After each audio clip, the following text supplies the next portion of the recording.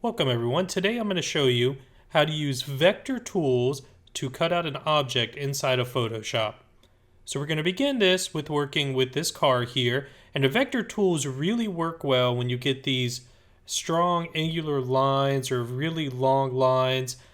Cars are great for these tools, machinery, things like that, where you kind of have that perfect line. You can use it for people, but I find vehicles and things with good solid lines are kind of the best. So here we go. Let's go ahead and let's talk about using some of the vector tools.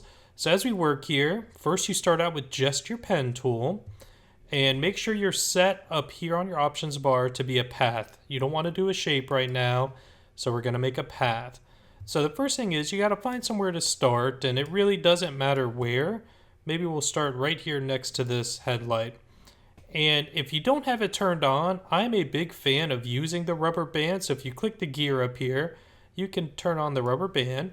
And what I'm going to do is I'm going to work around, dragging curves, doing different types of points depending on what I need in this different place. I highly recommend using curves because you can cover longer sections on the car itself using curves.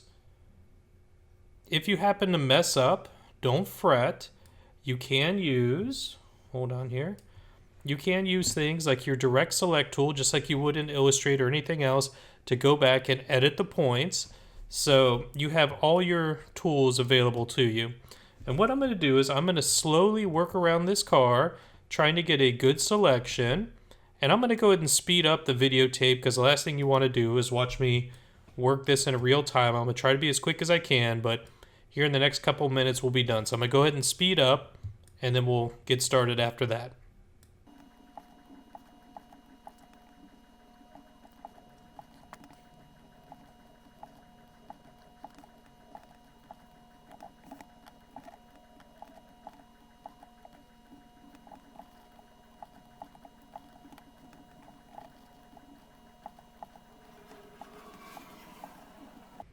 Alright, so there you have it.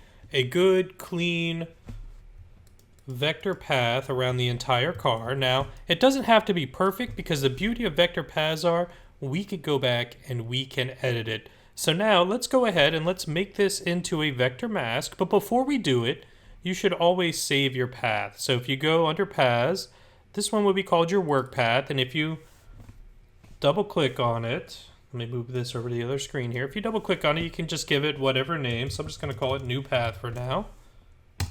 As you can see, I was working before. And what you can do, let's just say you're unhappy with how something came out. You can go back in and you can modify how these paths look. Maybe I think this was a little too extreme there, so I can kind of modify it a little bit. So now with our path selected, let's go ahead and click off, grab the whole path. We can make that vector mask as we were talking about. So you're going to go to Layer, Vector Mask, and you're going to just go ahead and say Current Path. And when you click that, you'll notice a new, inside your paths here, a new path is created called Vector Mask. And if we go to our layers, you can see this vector mask here. And if you look at our car is nicely cut out with nice smooth lines going around the outside. And of course, it could probably use some tweaking. So if you need to tweak something, let's just say I have a little bit of something there. All I'm going to do is grab my direct select tool, click on it, and I can start to tweak this car just a little bit to fix any mistakes. So now that we have a clean path, we're going to move on to the next tutorial.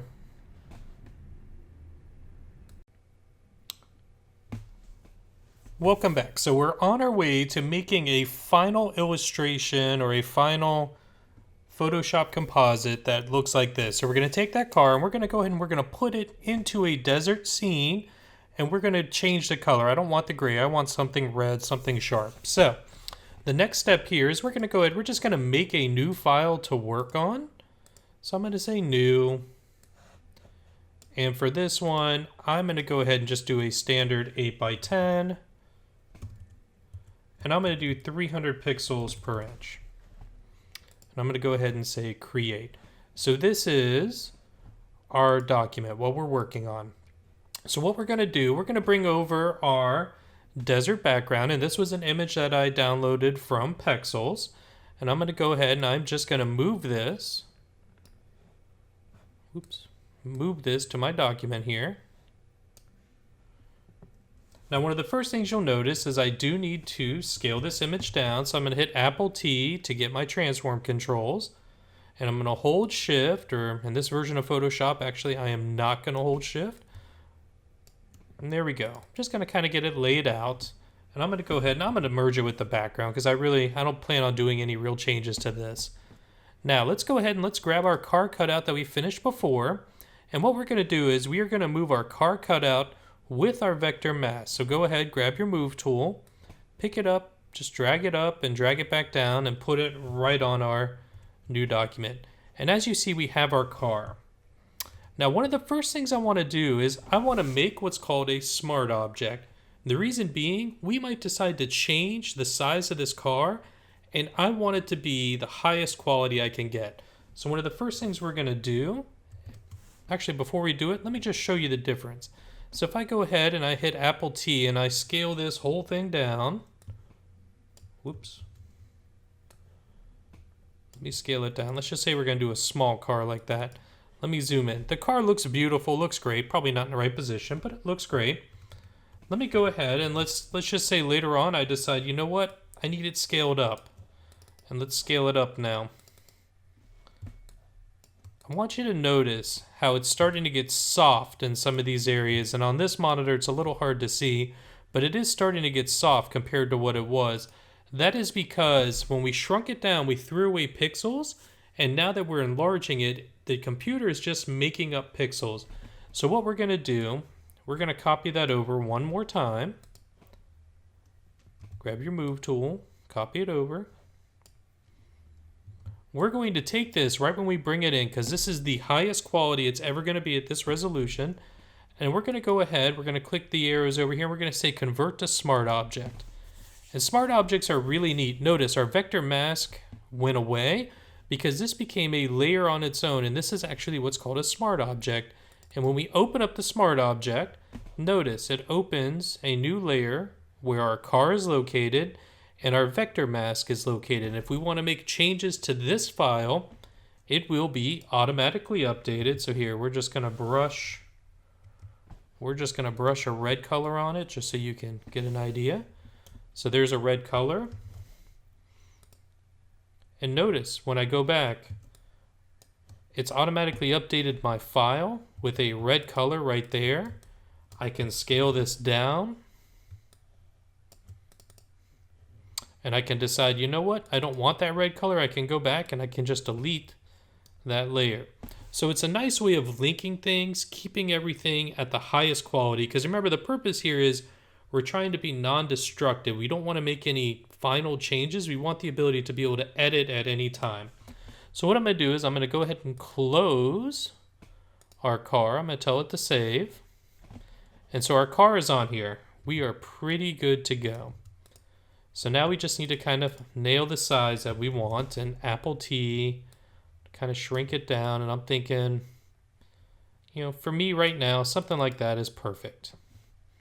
You guys can play with placement. You can make it bigger, smaller. That is really up to you. I know it doesn't fit 100%, but for what I need, it's going to work. Let's go ahead and let's just name that layer car. And the other thing we're going to do is we are going to set up, I'm going to hold Alt, and I'm going to go ahead and set up a shadow underneath this car, just to give it kind of a realism. And I'm just using the polygonal lasso, and I'm just kind of drawing where I think the shadow should be. And I'm going to go ahead and just fill it with black, so I can go Edit, Fill, and I can tell it to be the foreground color or black, or I could hold Alt backspace, something like that. But there we go. I'm going to call it shadow. The only thing our shadow is missing right now just needs to be blurred some. So we'll just go up to Filter, Blur, and Gaussian Blur. And for this blur, we'll go ahead, we'll turn it up some, maybe about 30 pixels. And there you go. Not perfect, but it looks pretty good. I'm happy with it. If you want, you can move the shadow a little bit. You could tweak it, play with it. But for our illustrative purposes, for me, I'm very happy with that. So what we've done, we've taken our vector smart object and we've moved it to a new file. And we've gone ahead and we've embraced the idea of using a smart object. That way we're not getting rid of any pixels at all. In the next part, we're going to start working on changing the color.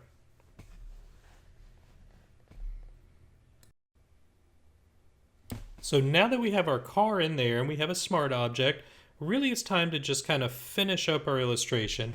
So one of the first things we're going to do, let's go ahead and let's just deal with these windows. The windows themselves are reflecting whatever was reflecting in the car originally, which looks like a wheat field.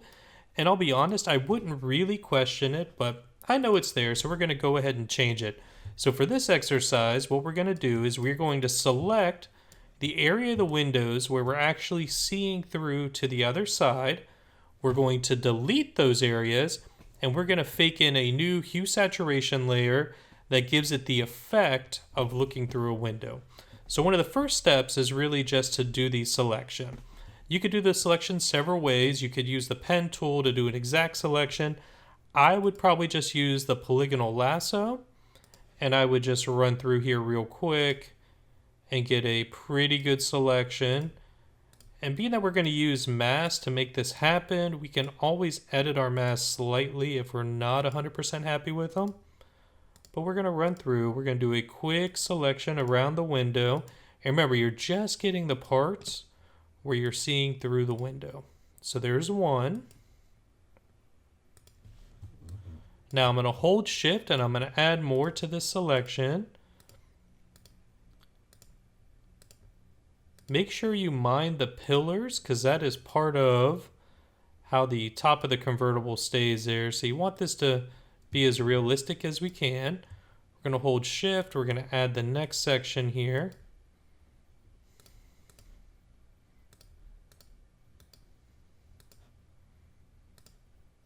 And you want to avoid the seats the best you can.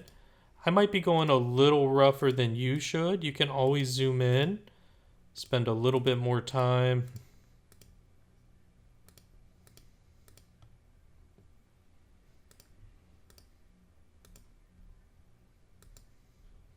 So I got 2 more windows left to go. We're going to do this window.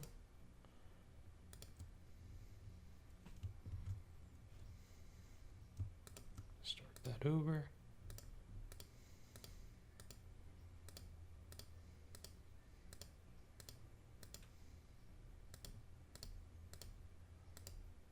Again, don't forget the pillar.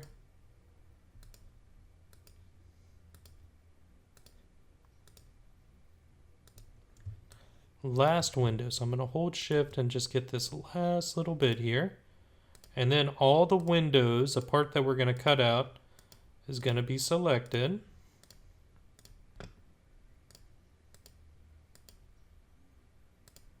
You want to try to follow it the best you can. If there's a little left over, that is okay. We can always deal with it. So there we go. I've selected all the window parts. And what we're going to do, I want to save this selection because I'm actually going to use this selection twice. So I'm going to go select, save selection, and I'm going to call this Windows. I'm going to click OK. So one of the first things I want to do, I actually want to mask this out of our car here. So I can go ahead and hit just add layer mask, and obviously it defaulted to the wrong side. I should have inverted my selection, but we can always go Control I, we can invert, and now you see the windows are cut out. So now the second half of this, we want to add those windows back in. So what you're going to do, go on over to your channels palette, and you see here's our save selection of windows. If you hold down Control and click on the thumbnail, you can load your windows, and then just go down to your adjustment layer, and I want you to choose Hue Saturation. And what we're going to do is we're going to choose Colorize. We're going to tell it to be kind of that bluish color, and you might want to make it a little stronger, and then you're going to pull down the layer opacity some. And in doing this, we just faked in those windows, and now it's the actual background. And if you log in, or if you zoom in, sorry, if you zoom in, you see it actually looks pretty good. It kind of goes along with the color of the car, and I'm very happy with that. Now, the second half of this, we want to make another hue saturation layer, this time below the one we're doing. So if you hold Control, or in my case, Option, and you do another hue saturation, should go below, sorry, messed that one up. We're going to go ahead and we're going to paint the car a different color. So for this one, again, you can hit Colorize, and you can pick a color. I'm going to stick with the red right now. And what I'm going to do for the mask here, I'm going to go ahead and I'm going to fill it all black, which is Control Backspace or Option Backspace here on the Mac. And then I'm going to go through and I'm going to start just selecting and filling the paint color parts with white. And that's going to reveal that selection. So what I'm going to do is I'm going to start doing it here, and then I'm going to speed up the video so you guys can see it happen in real time, so you don't have to watch me do every little part. Again, I'm going to use a polygonal lasso. There are a lot of other tools you guys could use, and really it's up to you. I always like the polygonal lasso. It works great for me. Now, you don't have to be perfect, and for illustration's sake, I'm just going to go out of the lines here and show you why. So let me go ahead and fill this with white. So that's going to bring back our red color. And notice how I missed part of the car here, and I did that purposefully because we can actually use the clipping feature here. So we can say create clipping mask, and it's going to clip it to our car layer below. So even if I go out of the lines, it's going to clip it here. Now you could use brush tools if you want and just paint white. Some people prefer to do that. That is really up to you. For this one, I would probably use a polygonal mask or the polygonal lasso. I find it easier, and I'm going to run through and do it. But you guys are free to use whatever you want to make this happen.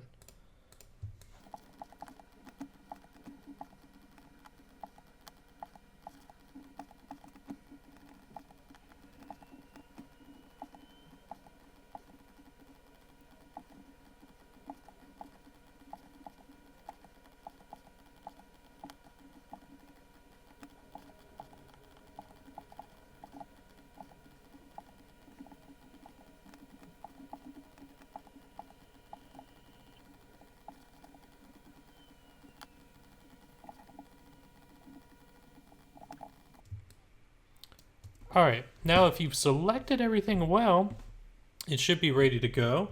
And if I fill this with white, which is Alt Backspace, there you go. I have a finished colored car that looks ready to go. And the beauty of this is, if I double click on this, I can go and I can roll through any different colors I think I might want. I can even play with the saturation to find that right color, and I found it worked really well with a red and also with a nice blue. You can also turn it down just a little bit. Now obviously you could still go in and tweak some little things if you wanted, but overall I think it looks pretty good. The next part of this is really just simple adjustments. So one of the things I've noticed when I'm playing with it, the car and the background don't exactly match. The background feels a little cold. I'm not 100% happy with it. So what I might do is I might do a curves above the background, and I might just add a little red because I think it just felt a little cool.